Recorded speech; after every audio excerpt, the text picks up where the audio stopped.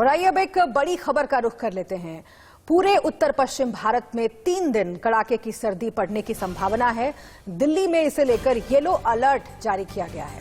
तो आज दिल्ली में तापमान करीब 9 डिग्री रहने वाला है। यूपी के कई जिलों में पारा पहुंचा 7 डिग्री के करीब। उत्तराखंड में 1 डिग्री पहुंचा है पारा। शिमला में -3 डिग्री पारा पहुंचा है। राजस्थान के कई जिलों में कड़ाके की ठंड, 7 दिनों तक कड़ाके की ठंड की संभावना जताई जा रही है। मौसम विभाग की तरफ से कहा गया है तो आने वाले 7 दिनों तक अब कड़ाके की ठंड का सामना करना पड़ सकता है उत्तर पश्चिम। और इसी खबर पर फतेहपुर से राकेश हमारे साथ जुड़ गए हैं, हमारे संवाददाता। राकेश, लगातार आप वहां से अपडेट कर रहे हैं कि बढ़ती हुई सर्दी को लेकर क्या इंतजाम किए गए हैं सरकार की ओर से। आज क्या हालात है वहां सर्दी के मद्देनजर?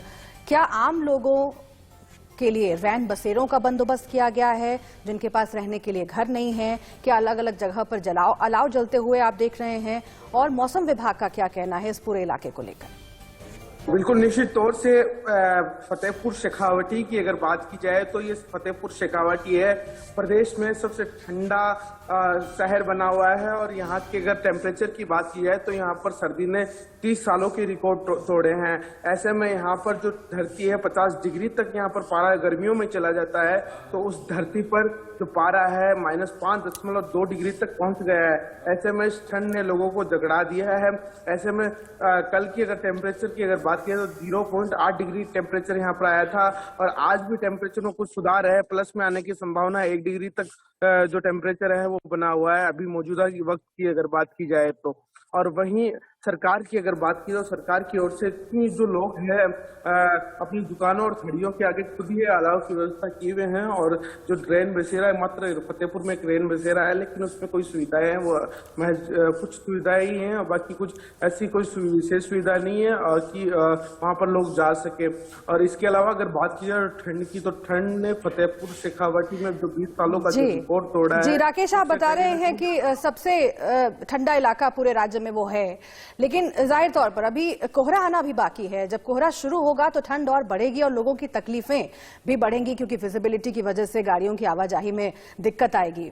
क्या मौसम विभाग की तरफ से इस बारे में भी कोई आशंका जताई गई है? कोई अपडेट है, कोई संभावना? देखिए, फतेहपुर की अगर बात की तो मौसम जिस तरीके से साफ रहता है उसी समय जो पारा है लगातार माइनस में चलता है। लेकिन अब स्थिति यह है कि 2 से 3 दिनों के बाद में 26 तारीख के बाद में अगर बात की जाए तो 26 तारीख के बाद में जो मौसम है वो बदलेगा जिससे कोहरा आएगा और कोहरे की स्थिति बनने की संभावना है। ऐसे में अभी कोई कोहरे की स्थिति क्योंकि जिस तरीके से जब मौसम साफ रहता है और तो उसी समय जो पारा है फतेहपुर में माइनस में रहता है। और इसके अलावा अगर बात की जाए तो हर एक वर्ग पर कृषि क्योंकि यहाँ पर फसलें क्योंकि सबसे ज्यादा जो कोई प्रभावित हुआ है तो किसान हुआ है क्योंकि जो फसलों को जो उसके ऊपर पानी दिया जा रहा है वो पूरी तरीके से बर्फ में तब्दील हो रहा है। ऐसे में जो किसानों की फसलें ठीक है, बहुत अहम बात आप कह रहे हैं राकेश के सबसे ज्यादा प्रभावित अगर कोई तबका होता है तो वो किसान होते हैं और फसलें जो हैं वो प्रभावित होती हैं और इसीलिए सरकारों को बंदोबस्त करने चाहिए, खास ख्याल रखना चाहिए किसानों का। शिमला से उमेश हमारे साथ जुड़ गए हैं, हम सीधा उनका रुख करेंगे। उमेश, शिमला में -3 डिग्री टेम्परेचर बताया जा रहा है, वहां पर सैलानियों का आना भी शुरू हो गया है। जाहिर है कि बर्फबारी को लेकर सैलानियों में उत्साह तो रहता है लेकिन जो आम लोग हैं उन्हें तमाम दिक्कतों का सामना करना पड़ता है। क्या नजारा वहां पर और क्या बंदोबस्त प्रशासन की ओर से? जी बिल्कुल, जिस तरह से क्रिसमस को लेके हर साल लोगों में क्रेज रहता है शिमला में जाके क्रिसमस मनाना, न्यू ईयर मनाना, तो इसी लिहाज से हिमाचल प्रदेश में जितने भी पर्यटन स्थल है, शिमला है, कुफरी है, मनाली है, रोहतांग है, चंबा पांगी, भरमौर है, तमाम ऐसे इलाके हैं जहां सैलानियों ने हिमाचल प्रदेश में आना शुरू कर दिया है।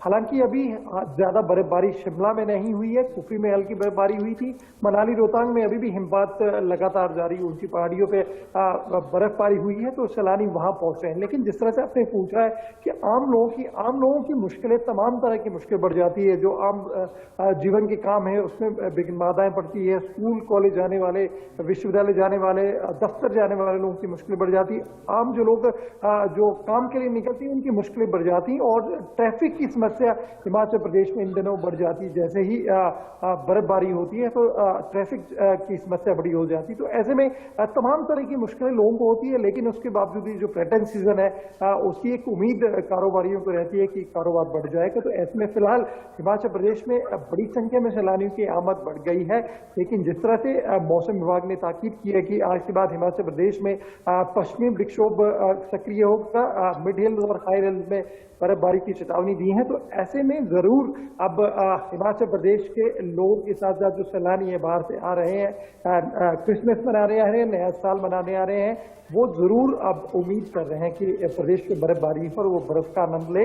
लेकिन बड़ी मुश्किल यही है कि जो तापमान है लगातार नीचे जाता जा रहा है। हालांकि दिन के तापमान में थोड़ा सुधार हुआ है, लेकिन जो रात का तापमान है वो काफी नीचे गिरता जा रहा है।